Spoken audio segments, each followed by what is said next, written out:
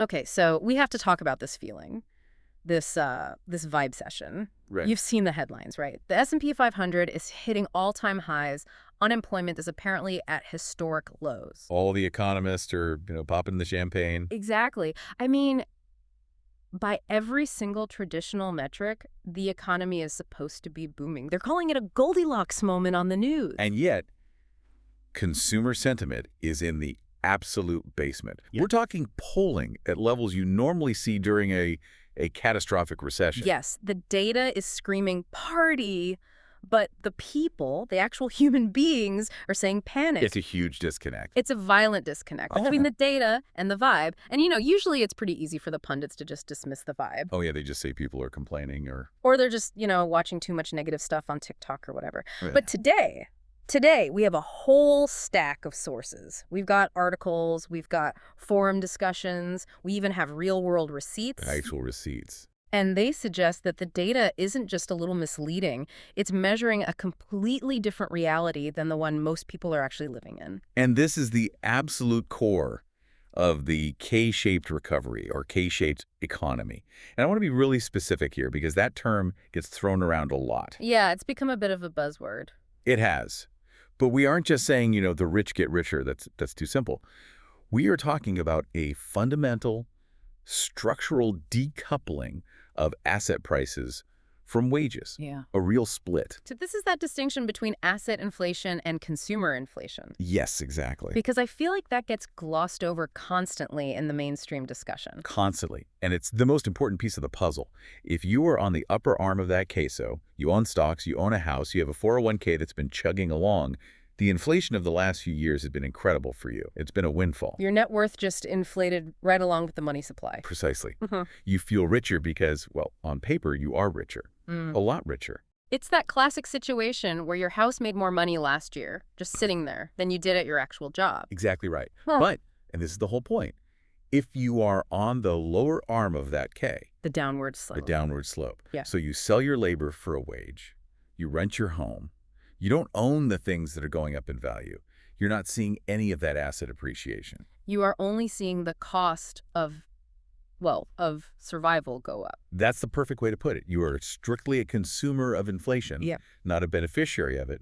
You're just taking the hits. So the K isn't just some abstract shape on a graph. It's a wall. It's become a physical barrier where, half the population is just being crushed against the rising cost of living. The crushing wall. And so for this deep dive, we're not looking at the stock tickers. We're not interested in the Dow Jones. We are looking at grocery receipts, at Uber Eats pay stubs. And at these really raw, emotional confessions from parents who feel like they're literally lying to their own children about the future. Yeah. And, fair warning to you listening, the source material we're covering today it's heavy. It gets into some really tough concepts like permanent adolescence, the humiliation of the gig economy. And just a profound loss of faith in the whole idea of the American dream. But the goal here isn't to just bum you out. It's not to depress you. The goal is validation. Yes. Because if you're out there and you look at your bank account and you feel like you're failing, even though you're working harder than you ever have in your life, the message from all of this is actually really simple. It's not just you. It's not you. The math has objectively fundamentally changed. Let's start right there. Let's start with that math. Let's talk about what our sources call the gaslight of inflation. Oh, this is the part that makes people want to just throw their remote straight at the television. I know the feeling. You turn on the news and you hear some anchor say that inflation has cooled to like 3%. Or that over the last 4 years, the cumulative inflation is, 32%? That's the official CPI number, right? The Consumer Price Index. Right. But one of our main sources, this guy who has been meticulously tracking every single one of his expenses, he argues that this is a complete fabrication. He's not buying it. Not for a second. He says, and I'm quoting here, look at my bank account. It's not 30%. It feels like 55% to 65%. So is that just, hyperbole? Is he just an angry guy making up numbers? Not necessarily. And it really comes down to what the CPI is actually measuring. It's a basket of goods. We've all heard that term. Right. But that basket is fluid. It's not fixed. The methodology they use allows for something called substitution bias. Okay, I think I've heard of this. This is the whole thing where if steak gets too expensive, the government just kind of assumes you'll switch to hamburger, so they start measuring the price of hamburger instead. Roughly, yes, that's the core idea. Yeah. The CPI operates on the assumption that consumers are these perfectly rational actors who will always swap out expensive items for cheaper alternatives to keep their budget the same. So if the price of beef goes through the roof and people start buying more chicken, the CPI just follows them over to the chicken aisle. Exactly. So it effectively ends up measuring the cost of surviving, not the cost of maintaining the standard of living you had 5 years ago. So it's literally hiding the decline in your lifestyle. It is. If I used to eat steak and now I'm eating, I don't know, processed ham slices, the CPI might come out and say, hey, inflation is low, but my actual quality of life has completely plummeted. That's it. It measures a degrading standard of living and reports it as stable prices. And that is precisely why these specific real-world examples in our source material hit so hard. They're not abstract economic theories. They're real. They're real. Take the what the source calls the Crystal Burger Index. Oh, this one is just wild. And we really need to run the numbers on this because it exposes the whole lie of 30% inflation in such a clear way. Okay, walk us through it. All right, so the source talks about the fast food chain Crystal. For anyone who doesn't know, it's a slider place, mostly in the South. It's supposed to be cheap food. It's supposed to be at the bottom of the barrel, price-wise. You know, cheap, greasy, late-night food. The absolute floor of the culinary market. Exactly. So a few years ago, he goes in and he orders the steamer pack. And that's 24 of their little burgers. No fries, no drinks, just the sack of sliders. It cost him $18. Okay, $18 for 24. So yeah. What's that, about 75 cents a burger? That feels right for that time. Totally. He went back recently. Same place, same order, 24 burgers. The bill was $48. Wait, pause right there. Yeah. From $18 to $48. Yep. That's a $30 increase for sliders. It is. That is a 166% increase. 166%. Yeah. Wow. Imagine for a second if the news came on tonight and the anchor said, breaking news, inflation is at 166%. There would be riots in the streets. Yeah. Total panic. Of course. But because it's just burgers or because it's not part of the core CPI that they like to talk about, it just gets waved away. But for a regular person, when the cheap option nearly triples in price, The floor just falls out from under you. there's nowhere else to go down to. And that really gets at the danger of that substitution bias we were just talking about. You can substitute from steak down to a burger. Okay. But when the sack of burgers is $48, Yeah. what do you substitute down to from there? I don't know, dog food. There's nowhere left to go. The bottom rung of the ladder is gone. And it's not just a one-off thing. No, he also brings up what he calls the baking chip indicator, which I think is great because it highlights the sheer volatility of it all. Okay, what's this one? He buys a bag of Ghirardelli baking chips, a normal 10-ounce bag. On January 4th, he pays $5.79. Okay, $5.79. Seems a little high, but fine. He goes back to the same store less than a week later, 6 days later, and the price for the exact same bag is $7.39. Hold on. From 5.79 to 7.39 in 6 days. Yep. What is that? That's a 27% increase. In a week. A 27% jump in a week. And he said the bigger bag at the same store went from $10.99 to $13.99, a $3 jump. That's insane. And that touches on the psychological stress of living in this economy. It's not just that things are expensive, it's that they're completely unpredictable. Yes, that's the key. When you are living paycheck to paycheck, you absolutely rely on price stability to be able to plan your life. You think, okay, I have exactly $100 for groceries this week. And you have a list. You know what you need to buy. Right. But if you walk into the store and all the staples, the bread, the milk, the eggs, have jumped 20% since your last visit a few days ago, your whole plan is just dead. And you're standing in the aisle, putting things back on the shelf. It's a humiliating, deeply stressful experience that headline, inflation cools, just completely and totally ignores. It's the randomness. It feels like you're playing a game where the rules change every 5 minutes. The source mentions needing a simple ladder. Okay. Just a standard, generic aluminum ladder from Home Depot, not a fancy one. He goes in, he's expecting to pay maybe $40, $50 tops. Seems reasonable. It was $100. $100. So it doubled. It just doubled. And then the real kicker, the one that ties it all together, is the grocery cart comparison. Ah, yes. He states, based on his records, that a full cart of groceries that cost him roughly $215 in 2015 now costs him $681. Wow. Let that sink in. 215 to 681. That's nearly a $500 difference. That's a car payment. For a lot of people, that's a significant portion of their rent or mortgage payment.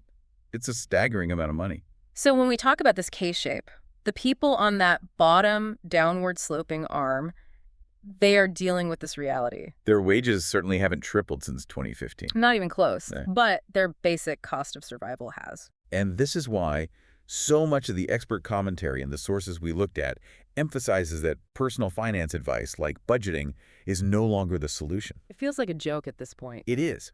You cannot budget your way out of a currency devaluation of this magnitude.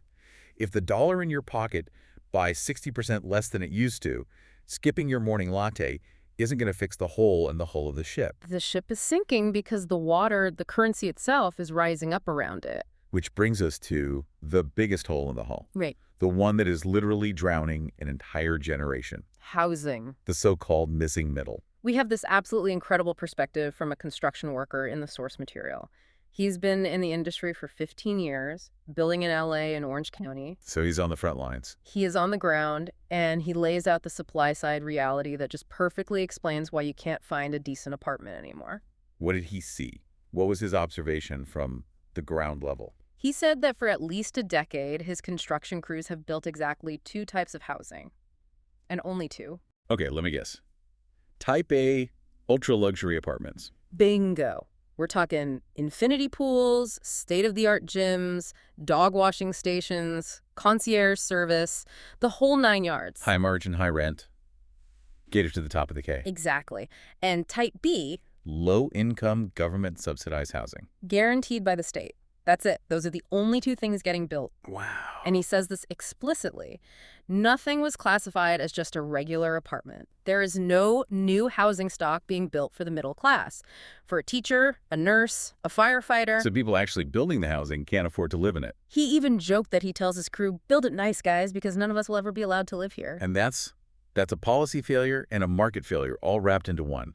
Developers can't make a profit on regular apartments anymore. Why not? Because land costs are through the roof, and the regulatory fees, which, believe me, we will get to later, are so astronomically high, so they have no incentive to build for the middle.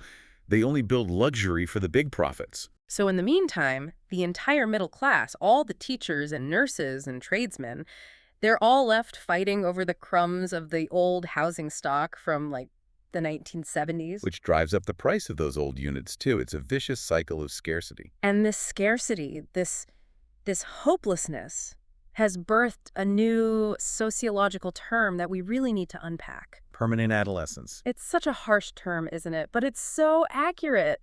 It really is. It describes a very, very real economic cage. It refers to adults. I mean, people in their mid-20s, late 20s, some even in their 30s, they have the college degree. They did what they were told. They did everything right. They have the full-time job, and they're living in their childhood bedrooms. Stuck. Because the basic math of leaving the nest has fundamentally broken. One of our sources talks about his group of friends. They're all employed, getting married, trying to start their lives. And he says none of them are even considering buying a house. It's not on the table. It's not even on the menu. One guy says flat out, we are not buying a house. It's not even an option. And you have to think about the long-term ripple effects of that. I mean, it's huge. If you can't buy a house, you delay getting married. You delay having kids or have fewer kids. You delay investing in your community.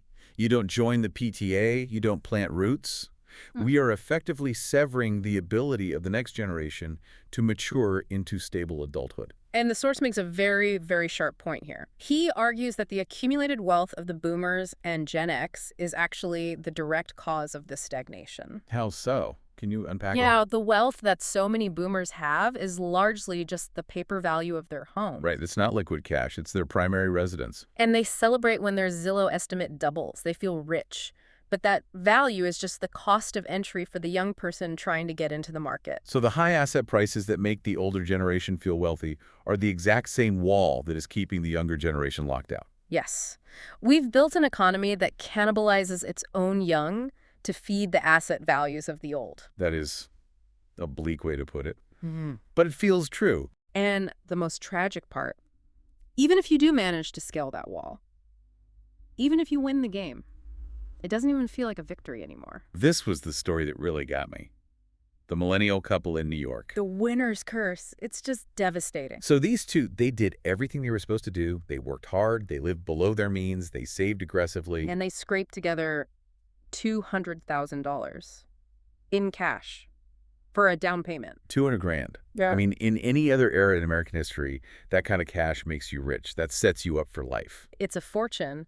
And the source says that the night before closing on their house, as he's wiring this massive, life-altering sum of money to the attorney, he didn't feel excitement. No pride, no Yeah. sense of accomplishment. None. He felt insanity. He Yeah. said he was just thinking, is this even worth it? What are we doing? Why? What was the source of the regret? Because the house wasn't a dream home. He said it wasn't even their second or third choice.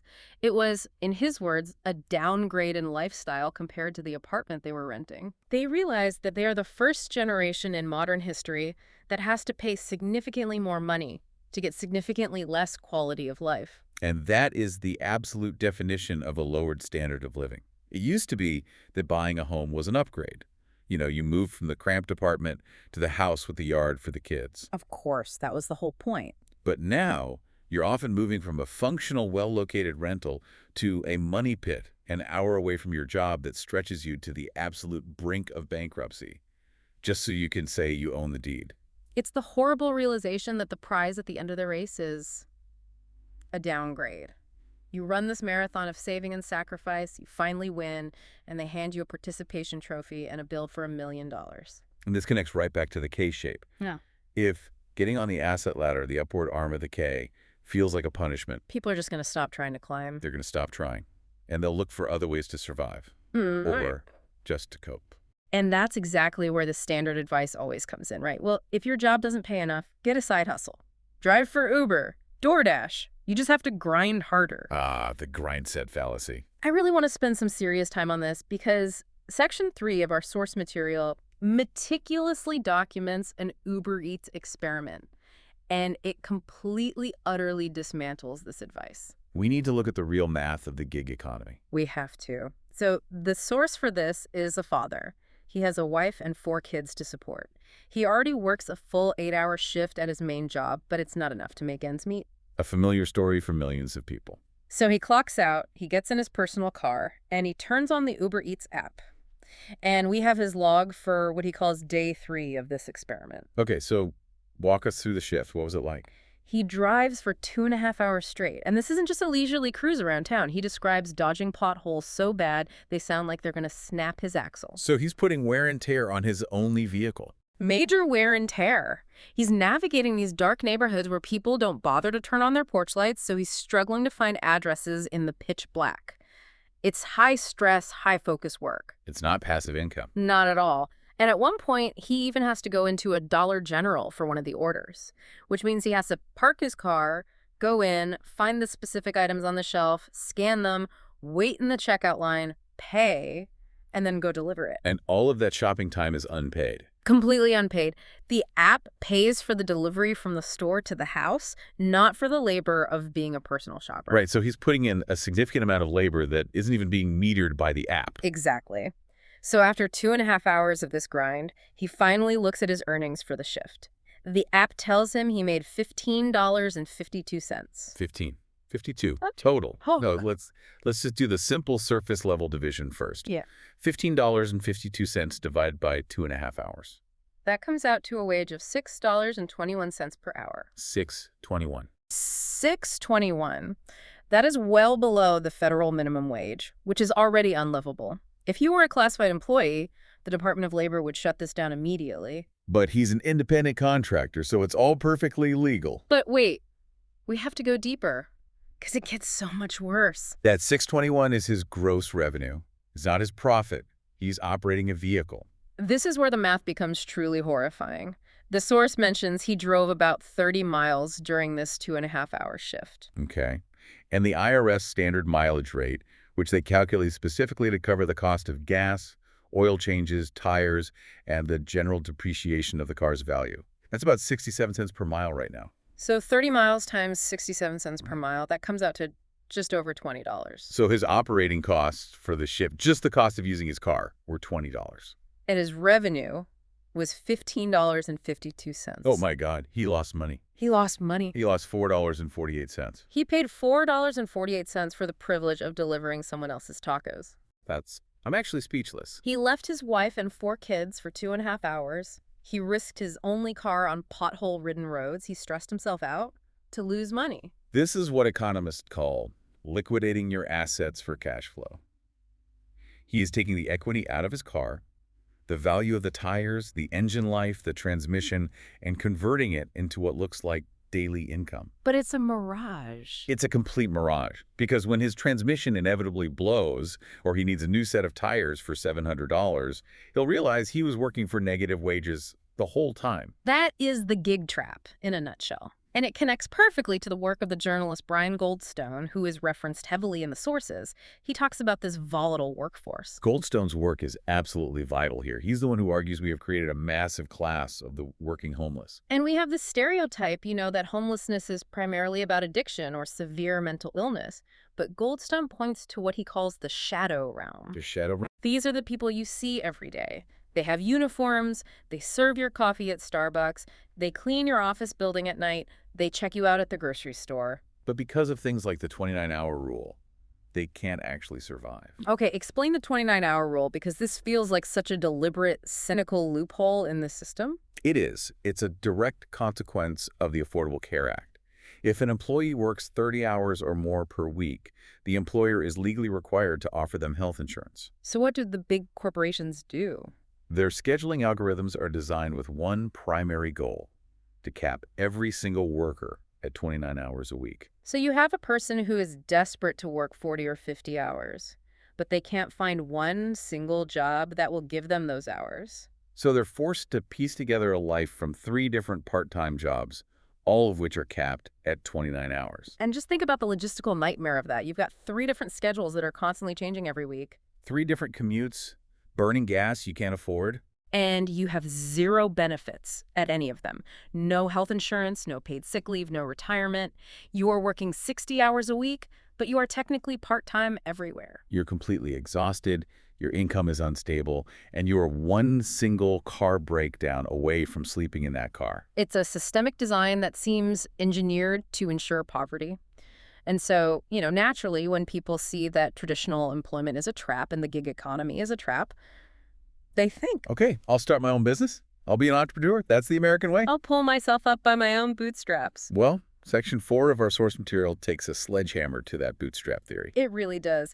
We have this rant, and I use that word with total admiration and respect, from a roofer. A small business owner. And he breaks down step by step the endless buffet of taxation that hits someone just trying to start out. This was a masterclass in explaining the concept of barriers to entry. He lists the steps just to be able to legally start working. This is before he even touches a hammer or buys a single shingle. So just the administrative costs. Just to get permission to work. Step 1, a fee to the state to register the business. Step 2, a fee to get licensed as a contractor.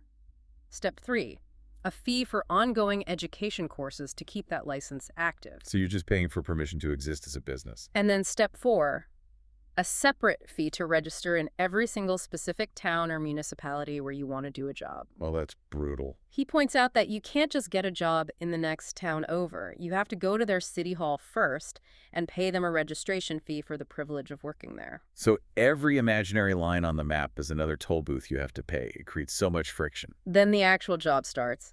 Step 5, hidden taxes on the materials he buys. The manufacturer pays a tax, and of course they pass that cost on to the roofer. Right. Step 6, sales tax when he buys those materials himself. Step 7, permit fees paid to the city to get permission to actually repair the person's roof. So the government has its hand in your pocket before a single dollar of revenue has even been generated. And then finally, he finishes the roof, he does the work, he gets paid. Then comes step 8, income tax on any profit he made. And step 9, payroll tax for any employees he has. The analogy he used was just perfect. He said the government has a seat at every course of the meal. They get a piece of everything. It just paints such a clear picture of why social mobility has become so sticky in this country. If you're a giant corporation, you have a whole compliance department to handle this stuff. You have lobbyists to get you exemptions. You can amortize these costs over thousands of jobs. But if you're just a guy with a truck trying to start a roofing company, you are bleeding cash from 1,000 tiny cuts before you even step on the first ladder. And this is exactly why the K-shape is so rigid. The barriers to moving from the bottom arm, the wage earner, to the top arm, the business and asset owner.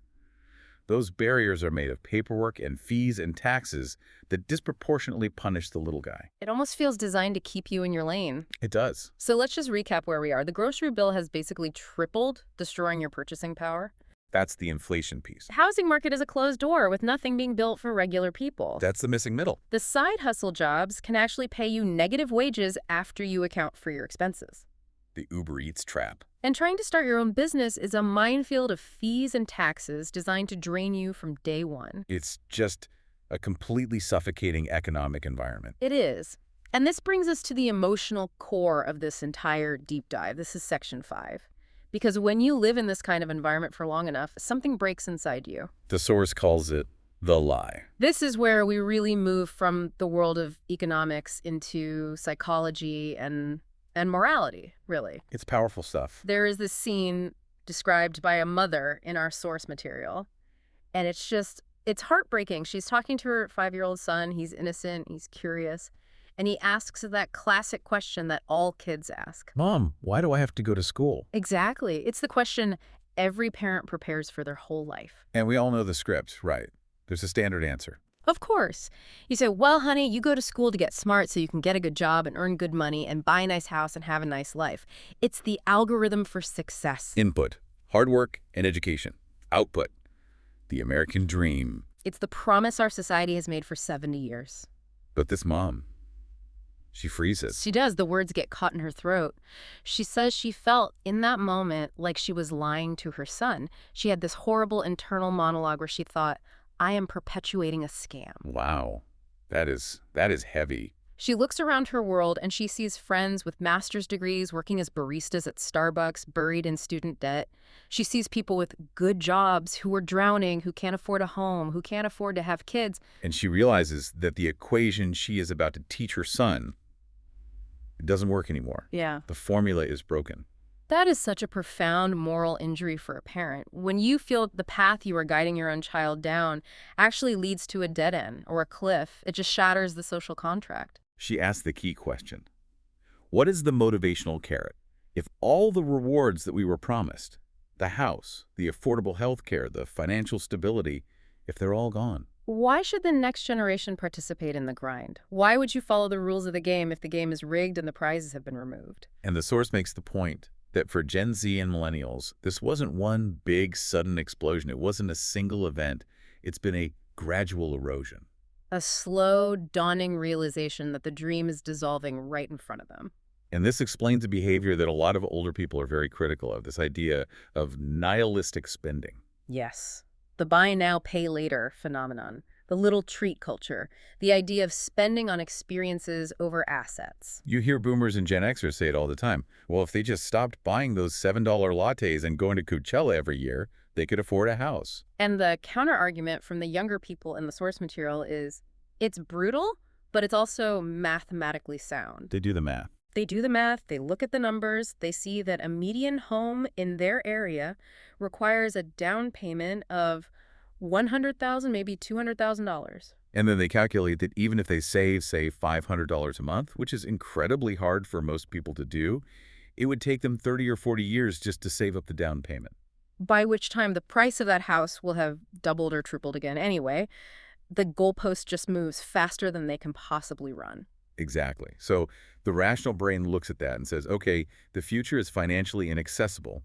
Therefore, the most logical thing to do is to maximize my happiness and well-being today. It's not irresponsibility. It's despair disguised as hedonism. That's a perfect description. It's a coping mechanism. The logic is, if I can never, ever afford the house, I might as well buy the concert ticket. Because that $500 isn't going to fundamentally change my life in the long run, but it can give me a moment of joy and human connection right now, in the present. It's economic nihilism. It's like treating your financial life like you've received a terminal diagnosis. Well, I'm not going to survive this economy, so I might as well enjoy the ride down. And there's a direct psychological result of this K-shaped split. Yeah. If you feel you can never get onto that upward arm, you eventually just stop trying to climb. Yeah. You just try to make the fall as comfortable as possible. And this total loss of faith in the system, it leads us to our final section. And it's a bit darker. It's about fear. It's about fear. Because when people stop trusting the official narrative, when they feel they're being lied to about inflation, about jobs, about the future, they start looking for other explanations for why things are so bad. Distrust creates a vacuum. And what often fills that vacuum is conspiracy, or at the very least, extreme skepticism about motives. Right. And our source material touches on some pretty intense theories about control and the future of money. And I want to be really clear here. We are reporting on the sentiment we found in the sources. We are not verifying the technology or endorsing the theory, but we are analyzing the fear. Why are people feeling this way? What's the root of this anxiety? The source brings up this idea that the dollar is being crippled on purpose. Okay. They argue that by deliberately debasing the currency, by making the cash in your pocket worth less and less through inflation, the system is trying to force a transition to a central bank digital currency, a CBDC. This is a very common fear in libertarian and certain economic circles right now. And the source creates this very specific, very stark contrast. They say cash is freedom. Because it's private. It's untraceable. Exactly. If I have a $20 bill, I can buy a burger or a ladder or a book, and nobody knows. No corporation, no government, no one can stop me. But the fear is that a fully digital government-run currency would allow for total control. The term they use is programmable money. Right. The source hypothesizes these future scenarios where your money can just be turned off based on your behavior. What kind of examples do they give? Things like, you've bought too much red meat this month, transaction declined. Or, you've used too much gasoline, you've hit your carbon limit for the week, transaction declined. So it represents a fear of a total loss of personal autonomy. And, it makes sense why this fear is taking root right now. How so? Well, when you already feel like you've lost control of your economic destiny because of inflation, because the housing market feels rigged, it's a very natural psychological leap to then fear you will lose control of your physical autonomy, too. It's all rooted in a lack of trust. If the system clearly doesn't seem to care if you can afford to eat now, as evidenced by the $38 sack of sliders, why on earth would you trust that same system to care about your freedom later? Exactly. The skepticism has been earned. When people feel the social contract has been broken, paranoia rushes in to fill that void. If you believe the system is rigged against you economically, you will naturally assume it's also rigged against you politically and socially. The source even brings up AI. The fear that AI will replace most jobs and will all be left, quote, living in boxes, just surviving off some kind of government STEMI check or universal basic income. It's a very dystopian vision of the future where that K-shape becomes permanent and enshrined. You have the owner class who own the robots and the AI, and then you have everyone else who just exists. It's a dark vision for sure, but it's so important to listen to it because it's a direct reflection of the profound insecurity and anxiety that people are feeling right now. It's a symptom of the disease. So, okay, we've unpacked the K-shape, we've looked at the upward arm of assets and the downward crushing arm of wages. We've seen the math on the sliders, the Uber Eats shifts, the endless taxes. It's a lot. It is. It's very heavy. It's a portrait of a system under enormous distress. But we promised at the beginning of this that it wasn't just going to be a doom scroll. We promised there would be some validation. So let's try to wrap this up with some synthesis. What is the big takeaway here? I think the biggest takeaway is that you need to stop gaslighting yourself. The K-shape isn't just a clever theory anymore. It is the fundamental operating system of the current economy. It's the reality. It's the reality. You have the haves, the people who own assets, and you have the have-nots, the people who earn wages. And the gap, the divergence between those two groups is accelerating. So if you're out there listening and you are struggling, it is not because you bought too many lattes. It's not because you aren't hustling hard enough. It's because the currency you are paid in is being systematically eroded, and the ladder to asset ownership has been pulled up out of your reach. The rules of the game have changed. Variables have fundamentally changed. The old deal, the idea that you work hard, save your cash, and buy a house, that deal is mathematically obsolete for the vast majority of people entering the market today. One of our sources said something that really, really stuck with me as a final thought. They talked about the moral injury of just trying to survive in this economy. What did they mean by that? They said the system, as it's currently constructed, actively rewards the worst aspects of human nature.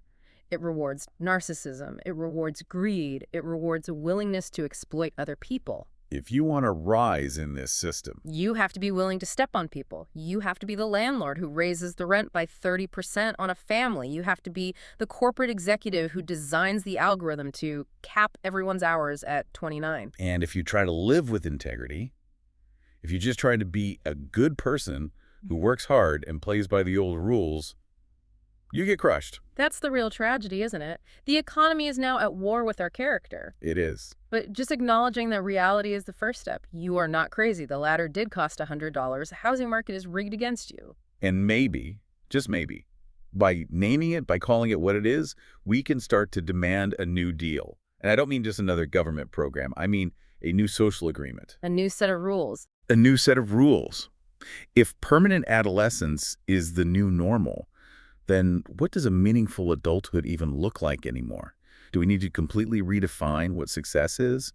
Do we need to build communities outside of consumption and capitalism? Or do we need to opt out of this system entirely and try to build something smaller, something local, that actually works for us?